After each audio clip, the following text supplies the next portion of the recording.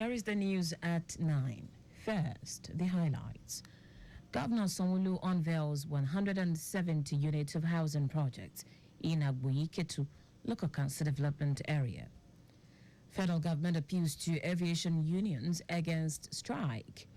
On the foreign scene, World Health Organization report over 300 cholera deaths in Sudan as dengue and meningitis cases increase. In sport, Super Falcons retains 36th spot, globally remains first in Africa in FIFA's latest ranking. Now the details. I am Taiwo Baruwa.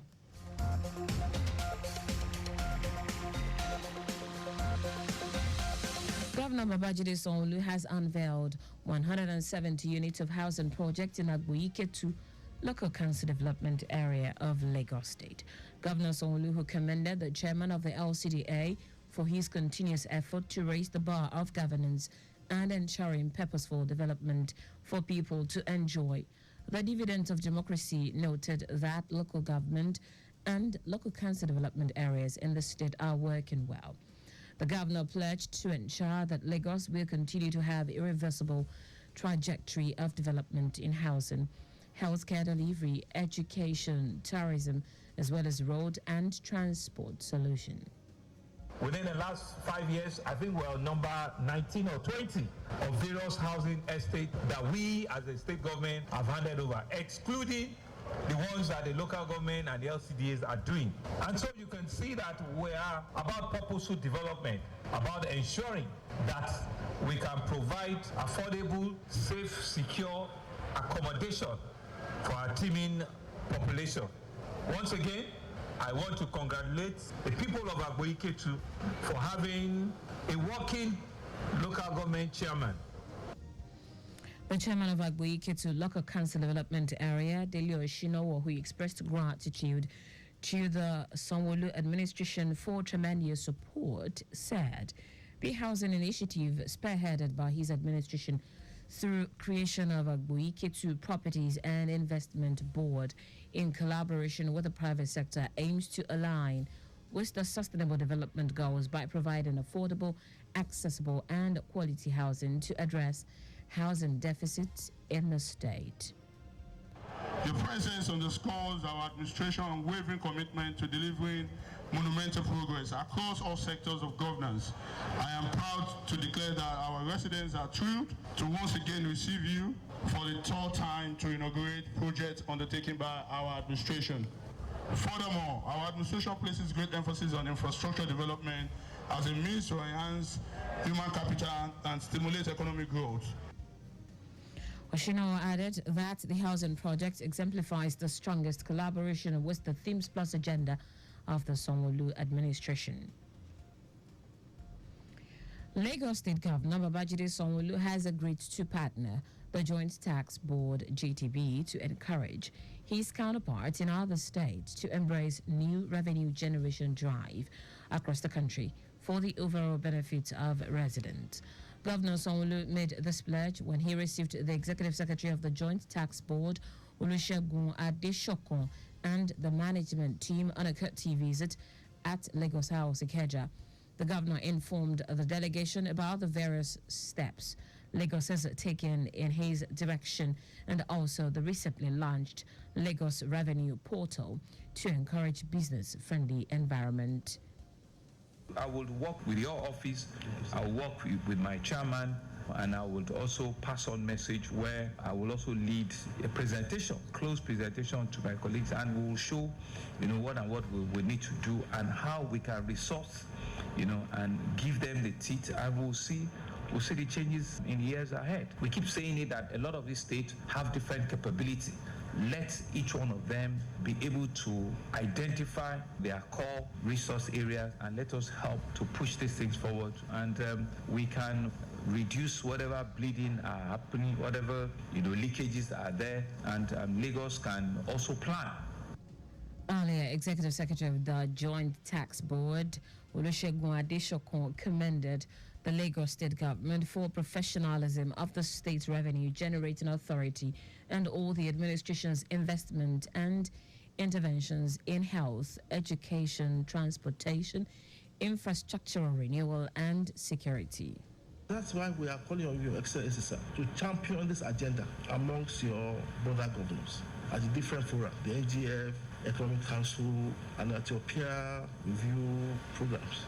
There's need for a change. We should take completely politics from the Revenue Authority administration. They want revenue, it's obvious. They want to generate more income. Every governor says that. They give targets. But you must support and resource the man you are given the target to. And so we decided that there was no other person that would champion this for us than Your Excellency, the Great Governor of Lagos, where we can see tax money in action.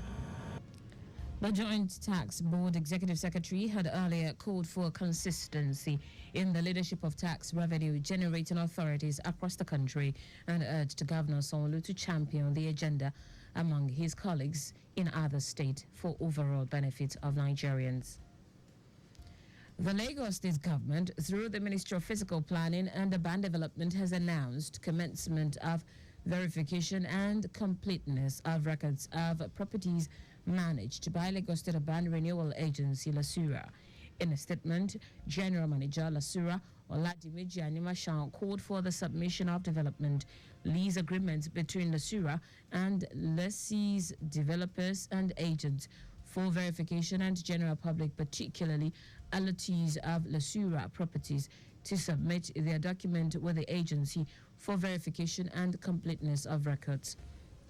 Animashan said the document should be addressed and delivered to the Office of the Permanent Secretary, Urban Development, Ministry of Physical Planning and Urban Development, Alausa, Secretariat Ikeja, and copies be submitted at the Office of the General Manager of LASURA at PWD, Old Secretariat of Obakinjobi Way, Ikeja. He added that those concerned have till Tuesday, 11th of September, as failure to comply with the content of the notice may warrant revocation of the lease agreement by the agency. The Lagos State Government has announced a traffic diversion at Ikeja along bus stop between Ilezik and Corn Oil Petrol Station on the Oshodi-bound lane from Saturday 17th to Sunday 18th of August between the hours of 12 midnight and 4 a.m. daily to carry out the demolition of the old pedestrian bridge safely. Commissioner for Transportation Oluwaseun Oshiyemi noted that following the diversion from Ilezik bus stop to Corn Oil Petrol Station on the Oshodi-bound side of the road, only one lane will be available to motorists to ensure safety. Oshiyemi explained that the traffic diversion will not only affect motorists on the Dokpemu Abule-Egba bound side of the road during the course of the demolition. He called for the cooperation of the motoring public, adding that the lanes will be cordoned off with jersey barriers and protective nets to keep motorists and commuters safe during the period of the demolition, while traffic personnel will be on ground. Now to the rest of the stories. The federal government has appealed to aviation unions to shelve their plans for a strike over the deduction of 50% of the internal revenue of aviation agencies. In a memo dated August 14, the unions had threatened to go on strike and stop work on August 21 as a protest over the federal government's deduction of 50% of internally generated revenues of aviation agencies. In a statement, Minister of Aviation and Aerospace Development Festus Keyamo assured the workers' unions and other stakeholders in the sector that President Bola Tinubu is concerned about the improvement of the aviation sector and will give their demands due consideration. Keyamo noted that the administration's goal is to find a lasting solution that balances both the fiscal needs of the government and the operational requirement of the aviation agencies. A wife of the president, Oluremi Tinubu, has suggested that for Africa to optimize her abundant natural resources and take a quantum leap in human development, the continent must look inward for solutions, starting with right education for her youth. She gave this submission when she received an audience. The Burundian ambassador to Nigeria, Edward Wimana, at the State House. Mrs. Tinubu said the solution to Africa's challenges lies with Africans, noting that it is time for African countries to strengthen the bond of brotherhood among themselves for development on the continent.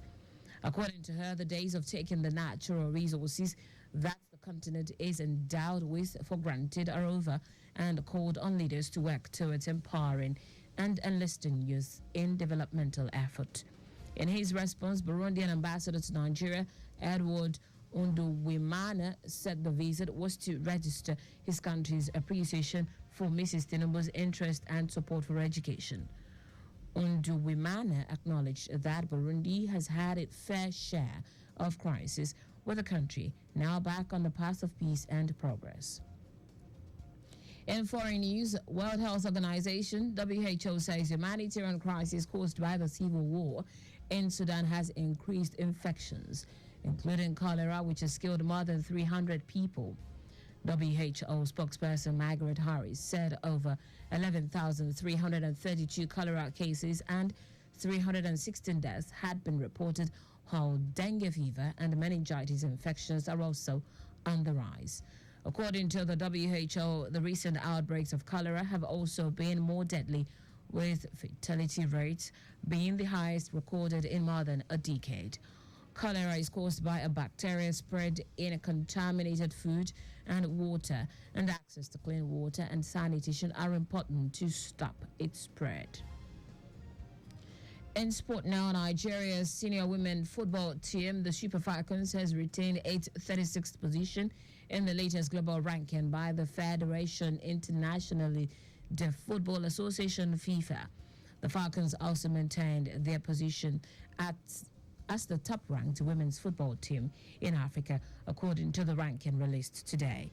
And this ranking follows the team's disappointment performance at the recently concluded Women's Summer Olympics football event in Paris, France. The Falcons failed to progress to the quarterfinals after suffering 3 consecutive defeats, losing 1-0 to Brazil and Spain, and a heavy 3-1 defeat to Japan, finishing at the bottom of Group C. And that's it on the news at 9. But just before we go, slow down at road junctions, intersections, and pedestrian crossings. You can follow us and like all our various social media platforms: X at Traffic Radio 961, Facebook Lagos Traffic Radio 961, Instagram Lagos Traffic Radio 961.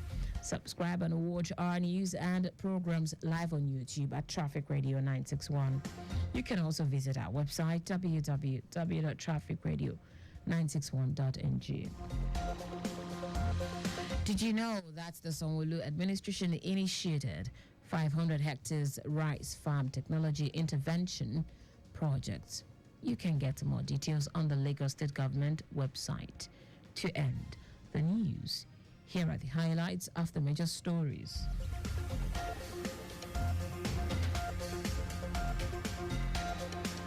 Governor Babajide Sanwo-Olu has unveiled 170 units of housing projects in Agboiketu local council development area of Lagos State.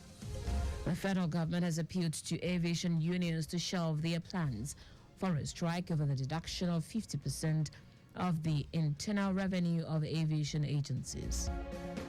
We also told you that the World Health Organization, WHO, has identified a humanitarian crisis caused by the civil war in Sudan as a risk factor for increased infections, including cholera, which has killed more than 300 people.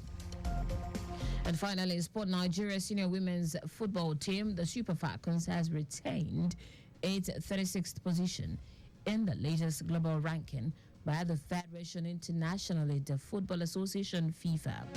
For contact with the newsroom, send a message to info@trafficradio961.ng. That ends the news broadcast compiled by Adesuwa Ejoyoka. I am Taiwo Baruwa. Thank you for listening. Up next is the Night Wave with Ruby.